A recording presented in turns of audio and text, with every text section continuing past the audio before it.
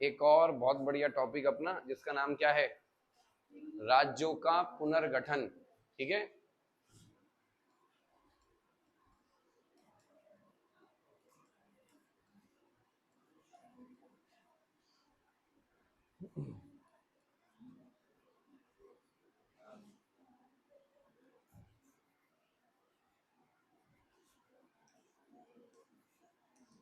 State reorganisation.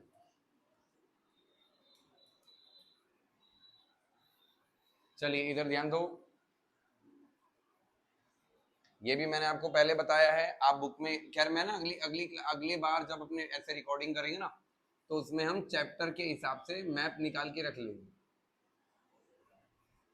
अब जब princely state की प्रॉब्लम भी सॉल्व हो गई, सॉल्व क्या मतलब हो गई, जो हमने अभी पढ़ ली, पार्टीशन की बात भी हमने कर ली। अब अपना तीसरा टॉपिक कौन सा है नेशन बिल्डिंग के लिए, राज्य पुनर्गठन। देखो भारत जब आजाद नहीं हुआ था तो आजादी से पहले केवल 11 राज्य हुआ करते थे। राज्यों को हम प्रांत या प्रोविंस कहते थे, प्रोविंसेस। ठीक है, जैसे इधर ध्यान दो जरा, ये उत्तराखंड जो हम देख रहे हैं यहाँ पर, ये यूपी, ये पहले सब एक ही हुआ करता था। इनको बोलते थे यूनाइटेड प्रोविंस, संयुक्त प्रांत। हिस्ट्री वाले जरा ध्यान से सुनो, क्योंकि जब हम हिस्ट्री में 13 चैप्टर पे जाएंगे, महात्मा गांधी और राष्ट्रीय आंदोलन के चैप्टर में जाएंगे, तो वहां पे इसका जिक्र है कि संयुक्त प्रांत के अखबारों में ऐसे एक लाइन आती है, तो बच्चे कंफ्यूज हो संयुक्त प्रांत है क्या। तो अभी का यूपी और उत्तराखंड पहले एक ही हुआ करता था, जिसका नाम क्या था, संयुक्त प्रांत, आजादी से पहले। ठीक है, इधर ध्यान दो। और ये आंध्र प्रदेश है और ये तमिलनाडु है, ये सब भी एक ही हुआ करता था। इसका नाम क्या था, मद्रास प्रेसिडेंसी या मद्रास प्रोविंस। ठीक है, इधर ध्यान दीजिए, ये गुजरात महाराष्ट्र एक ही हुआ करता था, इनका नाम क्या था, बॉम्बे प्रेसिडेंसी। ठीक है, मैसूर प्रेसिडेंसी या मैसूर राज्य। ठीक है, ये सब एक ही हुआ करता, राजस्थान था नहीं, राजपूताना था। और देखो ध्यान से, हरियाणा नहीं था, ये पंजाब, तो एक पंजाब तो पाकिस्तान में चला गया, एक पंजाब हमारे पास था। हिमाचल, पंजाब और ये हरियाणा, इस पूरे राज्य को बोलते थे पेप्सू। ना नीरज पेप्सू नहीं, नीरज पेप्सू नहीं है। मैं आपको बता दूं, पहले पूरे इलाके को, जो अभी का पंजाब है, हिमाचल प्रदेश है और हरियाणा है, ये पूरा ही हुआ करता था पंजाब। ठीक है, पूरा पंजाब इलाका हुआ करता था। और जो ये दिल्ली हो गई मान लो छोटी सी, तो दिल्ली के बगल में आज हरियाणा है, यहाँ पे पूरा पंजाब ही हुआ करता था। लेकिन हरियाणा जो आज हरियाणा बन गया है, जब वो पंजाब में जुड़ा हुआ था, तो उसके कुछ इलाकों का नाम था पेप्सू। फिर मैं दोबारा बोल रहा हूँ, यहाँ वो पेप्सू नीरज पेप्सू नहीं है। ठीक है, नीरज पेप्सू भी फेमस हो गया, मतलब फेमस हो गया। नहीं पता कौन है नीरज पेप्सू, बढ़िया आदमी था एक। ठीक है, वो कोई नहीं, वो यूट्यूब पे कई सारी उनकी, उनके बारे में वीडियो, उनके बारे में पता लगा लेना। लो बच्चों में वो था, वो एक एक हाँ इंस्पिरेशन थे, वो बॉडी वॉडी उन्होंने बढ़िया बना रखी थी, बढ़िया है ना। तो खैर चलो वापस से हम आ जाते हैं, पेप्सू की अपनी एक फुल फॉर्म रहती है। ठीक है ना, चलो बाद में हम देखेंगे। तो इतना मालूम चला आपको खैर, कि हम राज्य पुनर्गठन पढ़ रहे हैं, तो आप देख सकते हो जो आज राज्य हमें दिखते हैं वो वैसे नहीं थे। ठीक है, ये पूरा मध्य प्रदेश आप जो देख रहे हैं, इसको सेंट्रल प्रोविंस कहा जाता था। इसके अंदर छत्तीसगढ़ वगैरह बहुत सारे इलाके जुड़े हुए थे। तो अब बात आती है कि जो इस तरह का जब इंडिया का मैप था, जैसे आपकी बुक में भी दे रखा है, ठीक है ना, तो इस तरह का इंडिया का मैप था, तो फिर आज जो हमारे आगे राज्य है इतने सारे, वो कैसे बने, तो उसको हम देखते हैं। देखो 1920 में एक नागपुर अधिवेशन हुआ। अधिवेशन समझते हो क्या होता है,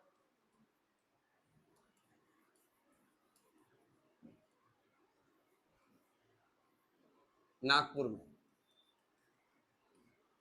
जहाँ ये बात तय हुई कि जब देश आजाद हो जाएगा तो राज्यों का बंटवारा उनकी भाषा आधार पर होगा। किसके आधार पर होगा, भाषाई आधार पर होगा, मतलब बेसिस ऑन लिंग्विस्टिक या लिंग्विस्टिक बेसिस पे स्टेट का रीऑर्गेनाइजेशन होगा। देश आजाद हो गया, लेकिन भाषा के आधार पे राज्यों का बंटवारा नहीं हुआ। भाई कैसे होगा, इतनी सारी और भी तो प्रॉब्लम है। आप सोच कर देखिए, आपको अगर उस समय का प्राइम मिनिस्टर बना दिया जाए जब देश आजाद हुआ 1947 में, तो पहली प्रॉब्लम क्या है, पार्टीशन। दूसरी प्रॉब्लम क्या है, प्रिंसली स्टेट। तीसरी ये स्टेट रीऑर्गेनाइजेशन की डिमांड हो रही है। डेमोक्रेसी को स्टेबल करना है, डेवलपमेंट पे भी ध्यान देना है। बहुत सारे बच्चे इकोनॉमिक्स वाले बैठे हैं यहाँ पे, उन्होंने पढ़ा होगा प्लानिंग कमीशन 1950, है ना, आपने पढ़ा planning commission 1950, first 5 year plan, second 5 year plan, ये सब एक साथ हो रहा है। 48 में वॉर भी हो रही है, किससे? पाकिस्तान से, कश्मीर को लेकर।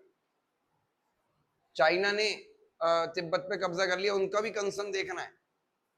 और दुनिया में क्या चल रहा है? शीत युद्ध, कोल्ड वॉर। इसमें भी अपने आप को क्या रखना है? स्टेबल रखना है कि ना यूएसएसआर के साथ जाना है ना यूएसए के साथ जाना है, लेकिन दोनों से मदद लेनी है क्योंकि दोनों की जरूरत है। ये एक साथ हो रहा है सब, ये नहीं कि एक प्रॉब्लम गई तो एक सॉल्व करी दूसरी है, ना ना ना ना, एक साथ सब कुछ। और इसको झेल कौन रहा है? उस समय प्राइम मिनिस्टर कौन थे? जवाहरलाल। इंडिया का बजट उस समय क्या हुआ करता? 500 करोड़, 500 करोड़। और उस बजट में भी ये सारी चीजें झेलते हुए, ठीक है ना, क्या क्या बना दिया उन्होंने? इसरो। इसरो जानते हो क्या है? अबे Indian space research organisation. India पे जो मंगलयान, चंद्रयान भेजते हैं वो कौन भेजता है? अरे इसरो तो भेजता है। जैसे नासा है वैसे इंडिया का इसरो है, ठीक है। आईआईटी, आईआईएम, एम्स जैसे मॉडल की स्थापना किसने कर दी? नेहरू। अब खुद छोटा दिमाग लगाइए, 500 करोड़ का बजट, इतनी सारी प्रॉब्लम। और आज बजट पता है कितना होता है? 50 लाख करोड़। 500 करोड़ नहीं, 50 लाख करोड़ बजट। और आप खुद देखिए कि 15 से 20 सालों का पीछे से उठा लीजिए चीजें, 20-25 सालों, कितने नए एम्स खुल गए, कितने नए आईआईटी खुल गए, कितने स्कूलों में क्या किया गया, तो उठा के देखो। तो बताइए आप कि अब और आज के लोग नेहरू को गाली दे रहे हैं। भाई उनकी सिचुएशन में होते हैं, अपने बाल खींच लेते, तुम अपने आप को मार लेते कि मैं नहीं। और हर हर पार्लियामेंट सेशन के बाद प्रेस कॉन्फ्रेंस भी करते थे नेहरू। नेहरू जैसा प्राइम मिनिस्टर देश को नहीं हो सकता। नेहरू प्राइम मिनिस्टर के साथ साथ कौन थे? फॉरेन मिनिस्टर भी थे, विदेश मंत्री भी थे भारत के। उस वहां से भारत को निकाल के लेकर आए भाई। चाहे कछुए की स्पीड से भारत आगे बढ़ा, लेकिन आगे बढ़ा, ये मायने रखता है, ठीक है ना। आप नहीं तो बहुत ज्यादा दिमाग नहीं लगाना, आपको कॉमन सेंस लगाइए। 1947 के बाद में, या देखो जैसे एक पीरियड था कॉलोनाइजेशन का, कॉलोनाइजेशन समझते हो? उपनिवेशवाद के यूरोप के लोग 18वीं सेंचुरी में अलग अलग अफ्रीका और एशियन कंट्री को क्या कर रहे हैं? गुलाम बना रहे हैं, कॉलोनी बना रहे हैं। और ऐसे ही 20वीं सेंचुरी 1900 में धीरे धीरे वो क्या कर रहे हैं? डीकोलोनाइजेशन कर रहे हैं। डीकोलोनाइजेशन मतलब क्या होता है? वी उपनिवेशवाद। अब जिन देशों को गुलाम बनाया अफ्रीका और एशिया को, अब उनको क्या करना है? आजाद करना है। तो धीरे धीरे आजाद कर रहे हैं। तो 47 में देश हमारा आजाद हुआ, उससे आगे उससे पीछे और भी देश आजाद हुए यूरोपियन कंट्री से। उनका हाल देखो क्या है। अफ्रीका के बहुत देश हैं, साउथ अमेरिकन बहुत कंट्री है ना, और एशिया की और भी कंट्री है। कंपेयर करो इंडिया के साथ कि उनकी पॉलिटिकल हो, इकोनॉमी हो, डेवलपमेंट हो, बहुत सारी चीजें हो, वो कंपेयर करो एक बार कि वो भी यार गुलाम थे, हम भी गुलाम थे, कहाँ है? हालांकि चाइना भी गुलाम था। और अगर चाइना में आप केवल इकोनॉमी के लिहाज से देखोगे तो चाइना हमसे बहुत आगे है। बट जितनी राजनीतिक आजादी यहाँ पर है वो चाइना में नहीं है। चाइना में पता है एक बार क्या हुआ? माओ ने क्या बोला? जितने भी मेरे विरोधी हैं सब एक जगह इकट्ठे हो जाइए, क्योंकि विरोध करने से देश मजबूत होता है। फिर उन्होंने सबको मरवा दिया एक साथ। उन्होंने कहा अपने विरोधी रहे नहीं, अब कौन मजबूत हुआ? खुद। लेकिन इंडिया में ऐसा नहीं होता, ठीक है ना। इंडिया में जितनी पॉलिटिकल फ्रीडम है वो और कहीं नहीं हो सकती। चलिए खैर, नागपुर अधिवेशन में क्या तय हुआ कि भाषाओं का ये राज्यों का बंटवारा किस आधार पर होगा? भाषाई आधार पर, लैंग्वेज के बेस पर होगा, ठीक है। लेकिन देश आजाद हुआ तो ये नहीं हो पाया। 1953 में आप देखोगे 52 में सॉरी, ये तो पूरा मद्रास प्रेसिडेंसी है। अब मद्रास में वहां की विधायी का वो विधानसभा है, तो वहां पे ज्यादातर लोग जो है वो मद्रास के, तमिल के। हालांकि आंसर नहीं है, आंध्रा के भी हैं। आंध्रा में बोली जाती है कौन सी भाषा? तेलुगु, और मद्रास या तमिलनाडु में बोली जाती है तमिल भाषा। तो तेलुगु भाषा के आधार पर एक नए राज्य की मांग करते हुए एक गांधीवादी नेता जिनका नाम था पोट्टी श्री रामालू, यही नाम है आपकी बुक में दिया हुआ है, पोट्टी श्री रामालू, उन्होंने 56 दिनों का अनशन करा कि एक राज्य बनाइए तेलुगु भाषा के आधार पर, इसका नाम क्या होगा, आंध्र प्रदेश, नहीं तो मैं अनशन कर रहा हूं, मैं मर जाऊंगा। अक्टूबर में उन्होंने शुरू करा, दिसंबर 56 दिनों में, दिसंबर में आते आते उनकी मृत्यु हो गई। और उनकी मृत्यु के बाद तो जो ये आंदोलन था ये और ज्यादा भड़क गया, बहुत बढ़ जाएगा भाई, सही भड़क ही जाएगा कि एक आदमी पॉलिटिकल डिमांड्स अपनी कर रहा है, वो भी एक अहिंसक तरीके से, और सरकार का ऐसा भी क्या निर्दयी होना कि सुनी नहीं, ठीक है ना, इसलिए आंदोलन बहुत भड़क गया। और जो मद्रास के विधायक थे, मद्रास विधानसभा के, उन्होंने भी इस्तीफा देना शुरू कर दिया। तब जाके जनवरी में नेहरू जी को जल्दी में कुछ अनाउंसमेंट करना पड़ा कि तेलुगु भाषा के आधार पर एक नया राज्य का गठन होगा जिसका नाम क्या होगा, आंध्र प्रदेश। अब घर में 4 बच्चे हैं, एक की जिद पूरी होगी तो क्या होगा, बाकी जिद करेंगे। तो यहाँ पे जब आंध्र प्रदेश की डिमांड मान ली गई तो और भी तो है, और क्या डिमांड है भाई, गुजरात जो है गुजराती भाषा के आधार पर, महाराष्ट्र मराठी भाषा के आधार पर, पंजाब और हरियाणा अलग करिए, ठीक है ना, इस तरह की डिमांड बहुत ज्यादा बढ़कर आने लगी। तो इसीलिए 1953 में, इधर ध्यान दीजिए, 1953 में क्या बनाया गया, राज्य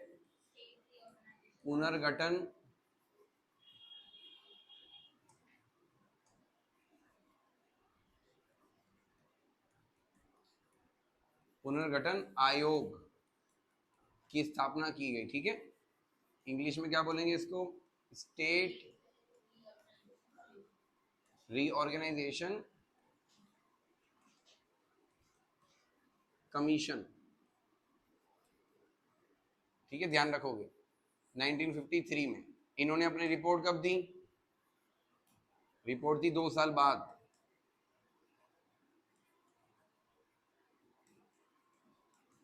1955 में, सॉरी, रिपोर्ट दी इन्होंने। रिपोर्ट में देखो बहुत सारी बातें थी, है ना, लेकिन एक बात ये भी थी कि राज्यों का बंटवारा किसके आधार पर हो जाना चाहिए, भाषा के आधार पर हो जाना चाहिए। और इसी के देखते हुए 1956 में 1956 में स्टेट रीऑर्गेनाइजेशन एक्ट आया। एक्ट को क्या बोलते हैं हम,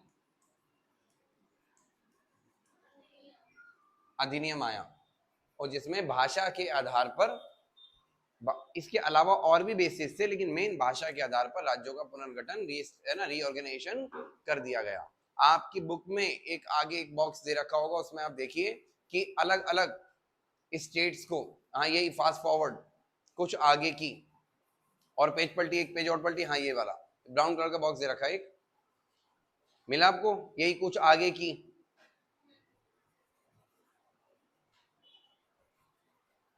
ठीक है, मिल गया, उसमें लिखा हुआ है, देख सकते हो, इधर देखो, 1960 में, 1960 में महाराष्ट्र और गुजरात बनाए गए, 1966 में पंजाब से हिमाचल और हरियाणा को बनाया गया। हालांकि उनकी डिमांड 10 साल पहले थी 56 में, लेकिन उनको बाद में बनाया गया, ठीक है। बाकी आप बुक में देख सकते हो, यहाँ पे यहाँ पूरा आसाम हुआ करता था, पर मणिपुर हुआ करता था, और ये ऊपर का जो इलाका अरुणाचल नागालैंड नहीं था, इस इलाके का नाम हुआ करता था नेफा। नेफा मतलब क्या होता है, north east frontier area, north east frontier area, जैसे ये वेस्टर्न फ्रंटियर एरिया था, ठीक है। तो आसाम से 87 में अलग कर, 78 में चीज अलग किया गया, 87 में कई चीजें अलग की, मेघालय अलग किया गया, त्रिपुरा अलग किया गया, मिजोरम अलग किया गया, ये आपकी बुक में सब गिवन है, ठीक है, वो आपको याद रखना है। तो इसी के साथ हमारा ये वाला टॉपिक भी खत्म होता है, आपको सेल्फ स्टडी करनी पड़ेगी, ठीक है, ये चैप्टर ही पूरा हो गया। कहाँ जा रहे हो?